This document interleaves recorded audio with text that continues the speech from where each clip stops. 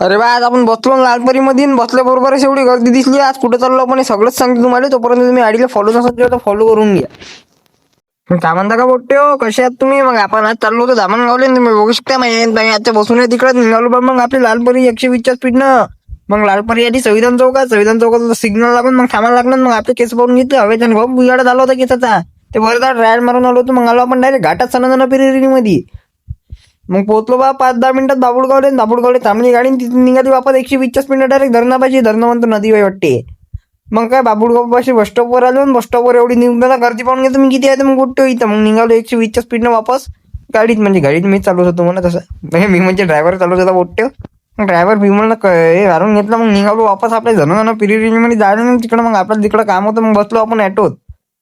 बघू शकताय काय आता जाईल. मग काय पोट्टे लालपरीचे 120च्या स्पीडनं चालवत होता. पण ॲटोवाला चालवत होता बाबा 520च्या स्पीडनं. सणाजना पिरिरीमध्ये घाटातून कुठं गाडी चालवत होता. रस्ते एक तर खड्ड्यात रस्ते आहे का खड्ड्यात मध्ये धावून होतं हे समजत नव्हतं. आपल्या गप्पन सारखीच कंडिशन आहे इकडं तर. मग काही यांनी गेल्यानंतर मी थांबून होतो बाहेर बा. उन्हीत सणाजना पिरिरीमध्ये आपले केस बाई चमकत होते बा. अजून केस कलर करायला लागते थोडीशी आता. मग काय काम झालं बाबा ना. आलो बस स्टँडवर. बसची वाट पाहत होतो आता. मग काय 1 घंटा बस स्टँडवर टाइमपास केला. लागली मग बस. मग आजसाठी एवढंच. भेटू म्हटलं पोट्टे पुढच्या व्हिडिओमध्ये ना. याच्या पुढे आपली लिव्ह ब्लॉग येणार आहे तो फॉलो करून घ्या आयडी. बस जय भीम जय शिवराय. बस भेटू.